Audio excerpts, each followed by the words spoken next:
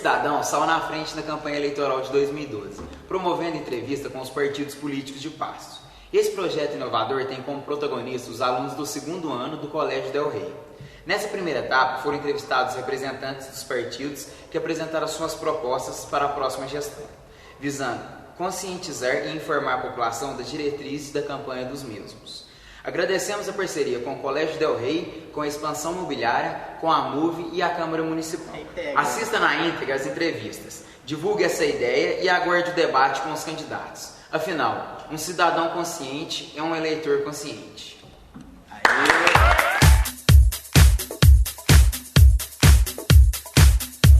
A equipe do Poder Cidadão agradece a sua presença. Pode a representante do PSL para essa entrevista. Serão 8 perguntas, com 1 minuto e meio para você responder cada uma, e logo após será uma conclusão de 3 minutos. Bom, em 2 anos, o Pasto registrou um aumento significativo no número de ocorrências policiais, entre elas homicídios, roubos e furtos. Quais são os fatores desencadeadores desse fato e, na visão do seu partido, o que deve ser melhorado na segurança pública? De fato, salvo engano, acho que em 2011 foram mais de 50 homicídios por ano, né? Então isso é um absurdo. O próximo candidato, acho que um dos pontos principais da campanha do próximo candidato, das ações que ele vai ter que fazer, é cuidar da segurança. O PSL, juntamente no grupo majoritário, com os candidatos Otaíque, Vilela e Taquinho, nós temos diversas ações para reduzir a criminalidade. Dentre elas, estreitar uma parceria com a Secretaria de Estado de Segurança Pública. Eu acho que é imprescindível, até porque tanto a Polícia Militar quanto a Polícia Civil, elas atendem ao governador. Portanto, isso é imprescindível, estreitar essa relação para estruturar mais as nossas polícias. O setor de inteligência é muito importante para combater o tráfico de drogas, né, que é um dos principais motivos dos homicídios. Outro ponto bastante importante também é a criação da Guarda Municipal. Isso também está entre as ações do nosso grupo, né? Criar e instalar a Guarda Municipal. E também segurança nas quadras, iluminação de praças públicas, policiamento na rua. Antigamente tinha que a gente chamava Cosme e Daniel, eram 2 policiais que sempre andavam entre as cidades, né? Então isso é uma das ideias que também nós queremos propor isso para a população, de todos os bairros, a maioria das ruas, principalmente as ruas com maior índice de criminalidade, ter um policial ativo ali para poder detectar, também segurança nas escolas. Então essas são algumas ações que o grupo pretende colocar na cidade.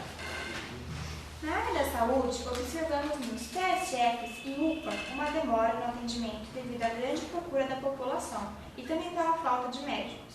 Que solução o partido propõe para este problema? Isso é interessante porque assim, a Constituição Federal ela determina que os municípios gastem no mínimo 15% do orçamento com a saúde. Então, todo aquele dinheiro que o município arrecada, ele tem que resguardar 15% pelo menos para a saúde. Tem que gastar 15% do orçamento da saúde. Qual que é o grande problema? Que os prefeitos municipais, aqui não é uma crítica ao atual ou aos antigos, que os prefeitos municipais, eles como se diz, se limitam nesses 15%. Estou cumprindo a Constituição Federal, está tudo ok. Isso é um erro. A Constituição determina que se gaste no mínimo 15%, mas isso não impede que o prefeito possa gastar 20%, que o prefeito possa gastar 25%, possa gastar 27%. Então, quer dizer, esse é o primeiro ponto, né? Fazer políticas para poder se gastar mais com a área de saúde. Aí você vai poder contratar médico, você vai poder municiar os pronto-socorros e o UPA, você vai poder também, novamente, fazer estreitar a relação com o governo do estado, com a instalação do hospital, aqui como foi feito no UPA, na gestão do Otaíque Vilela. E claro, por exemplo, PSF, esses demais programas de saúde, eles são quase que exclusivamente mantidos pelo governo estadual e pela União. O gasto que o município tem com o PSF é muito pequeno. Então, quer dizer, dá para fazer mais PSFs nos bairros, a fim de se evitar essa superlotação que há no UPA, né, e nos grandes postos de saúde. Então, essas também são algumas ações que nós pretendemos implantar após o pleito eleitoral. Sabemos que nessa eleição, alguns partidos seguirão a ideologia de lançar o número máximo de candidatos à Câmara, e outros lançarão somente aqueles com clara chance de vitória. Quais dessas ideologias vocês seguirão? Isso aí é até engraçado quando eu li essa questão, porque é o seguinte: todos os partidos políticos eles vão lançar o máximo de candidatos possíveis. Por quê? Porque nós temos, o nosso sistema eleitoral, ele determina que para se fazer uma vaga aqui na Câmara, é necessário você ter um quociente eleitoral. Hoje, né, nessa próxima eleição, o quociente eleitoral vai estar na faixa aí de uns 5.500 a 6.000 votos. Então, para que um partido faça um vereador, ele tem que ter pelo menos 5.500 votos, por exemplo, se for esse o quociente. Então, quer dizer, ele vai lançar o maior número de candidatos possíveis. É claro que, se você tem um número excessivo, você vai, de fato, escolher os melhores candidatos. E foi isso que nós fizemos. O nosso grupo, que é o PR, o PSE e o PHC, nós apresentamos uma chapa com 22 candidatos, sendo 15 homens e 7 mulheres. Né? Todos esses, eu acredito, que todos têm reais chances de ganhar a eleição. Um dos problemas da atualidade é a formação da mão de obra especializada. Qual a proposta do seu partido para essa questão, bem como para a geração de empregos na cidade?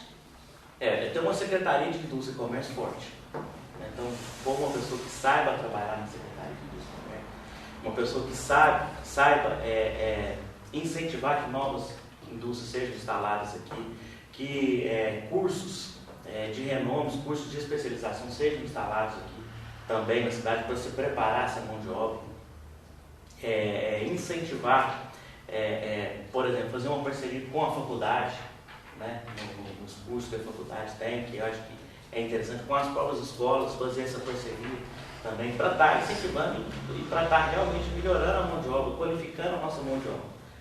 Esse é um problema sério, que não é só a Passos que está sofrendo isso. Alguns dias atrás eu vi uma matéria que haitianos estavam vindo aqui para o Brasil porque não tinha mão de obra qualificada no Brasil. Então esse também é um dos desafios que nós vamos ter que ter. E isso é interessante porque qualificando a mão de obra, nós aumentamos o salário. Aumentando o salário, nós iremos gerar renda para dentro da cidade, gerar divisas para dentro da cidade. E com isso nós vamos diminuir criminalidade, nós vamos diminuir mendigos na rua, nós vamos diminuir, por exemplo, problemas de saúde, você vai ter uma capacidade de ter um plano de saúde e por aí vai. Em meados de 2011, passou pela Câmara um projeto para que Passos tivesse 17 vereadores. Vocês concordam com esse número e por quê? Na época eu até trabalhava aqui, eu era secretário legislativo da Câmara, quando teve esse projeto. Eu, particularmente, acho que foi um erro. Acho que nós deveríamos ter, a minha opinião pessoal até, era que tivéssemos 15 vereadores. Nem é 17, também nem manter os 11, eram os 15. Foi um erro. Por que foi um erro? Porque nós perdemos representatividade. Hoje, por exemplo, a atual Câmara não tem um representante do setor moveleiro. Nós não temos um representante do setor de indústria e comércio. Nós não temos um representante dos evangélicos. Por quê? Porque é a falta de representatividade. Então, com 15, esses grupos terão uma representatividade. E outra, representatividade também em nível estadual e federal. Quer dizer, com 15 candidatos, nós teremos mais deputados que nós poderemos contar para conseguir recursos para a cidade, tanto deputado estadual e deputado federal. Outra coisa, porque também eu acho que não iria aumentar o orçamento da Câmara pela Constituição, ele é em 6%. Então, 6% de toda a receita do município, ela tem que vir para cá. Com 10, 11, 15 ou 20 ou até 30, é os mesmos 6%. Não haveria aumento. Nós não iríamos gastar mais com esses 15. Agora, é bom que se diga que a opinião pública queria que mantesse os 11. Portanto, não cabe a nós somos representantes da opinião pública. Então, não cabe a nós decidimos para o povo. É o povo que decide através de nós. Então, se o povo quis 11, o correto é manter os 11. Isso é democracia. Sabe-se que as campanhas eleitorais ganham e perdem espaço na mídia a cada eleição. Em 2012, qual meio de divulgação será o mais utilizado? Eu acredito que é a internet, sem dúvida. Hoje, com a internet, o candidato ele pode transmitir ao seu eleitor, né, tudo que ele está fazendo, imediatamente. Estou agora na Câmara Municipal sendo entrevistado por alunos do Colégio Del Rey. Então, quer dizer, isso vai ser uma ferramenta interessante. Agora, é importante analisar, eu até estava comentando sobre isso, e eu sou colunista do Jornal da Cidade. Eu até escrevi um artigo exatamente falando sobre isso, sobre o cuidado que o eleitor tem que ter com o marketing político. Porque, de fato, ele ludibria o cidadão, ludibria o eleitor a acreditar que o candidato é uma maravilha, e nem sempre é assim. Então, por exemplo, atitudes como essa que vocês estão fazendo é impressionante e excelente. Por quê? Porque aqui vocês estão realmente tendo um contato maior, sabendo qual que é a postura dos partidos políticos, qual são as obras, as ações que os partidos políticos, e principalmente vocês estão gravando. Amanhã vocês podem cobrar. Então isso é importante, mas ainda assim eu acredito que é a internet. Passos convivem com problemas sociais. Os moradores de rua e as crianças sem atividade são alguns desses problemas. Na área infantil, o estádio municipal tem infraestrutura para acolher esses jovens, mas hoje está abandonado. Os moradores de rua ocupam algumas áreas públicas. Quais os projetos do partido para estes problemas sociais? Os moradores de rua ocupam bem as áreas públicas, né? A primeira tem que ser feito, está entre os projetos do Otaíde e do Taquim, é fazer um albergado sério, fazer um albergado estruturado, onde o cidadão que precisar ter aquele atendimento não vai ter só um alimento, um local para dormir, mas principalmente uma estruturação. Aí nós vamos voltar na questão de nós recapacitarmos, né, a nossa mão de obra para que ele possa voltar ao emprego. Com relação aos jovens e às crianças, né, fomentar novamente o esporte. Entre as ações que nós pretendemos fazer, a construção de 10 quadras, outros 10 quadras municipais na cidade, além, é claro, do estádio Soares, que é um excelente estádio. Né? Eu, particularmente, assisti jogo, por exemplo, de Esportivo e Flamengo, do Rio de Janeiro, lá, né? E hoje está parado, está abandonado. Então é fomentar isso aí, né? E claro, naquelas ações, quando a gente falou sobre segurança, de iluminação das quadras, polícia nas escolas, isso tudo também vai auxiliar que um jovem, né, que realmente ele se volte para aquilo que ele precisa fazer, que é estudar e ter seu lazer. Em qual segmento, saúde, educação, cultura, seu partido irá investir mais e por quê? Violência e saúde. Violência, nós já comentamos sobre isso, realmente está uma situação insustentável, violência que está. Hoje a pessoa entra dentro de um comércio, assalta, eles se preocupam nem em correr mais. Tá entendendo? O cara está de moto lá e ainda pergunta: você precisa de alguma coisa aqui, quer um cigarrinho e tal, eu volto lá e pego. Então assim, está um absurdo. Então a violência tem que ter uma ação imediata, porque a insegurança, ela acaba por gerar outras mazelas na comunidade, isso não é bom. E a saúde, né? Por exemplo, nós temos um projeto de construir, pelo menos, se ele não conseguir construir um hospital municipal, que a gente consiga construir um UPA no bairro Penha, que é um bairro que realmente tem muita dificuldade quando o assunto é saúde. Então, essas duas áreas, saúde e segurança, é uma área que nós vamos ter uma atenção todo especial. Declaramos o término das perguntas e abriremos um tempo de 3 minutos para a sua conclusão.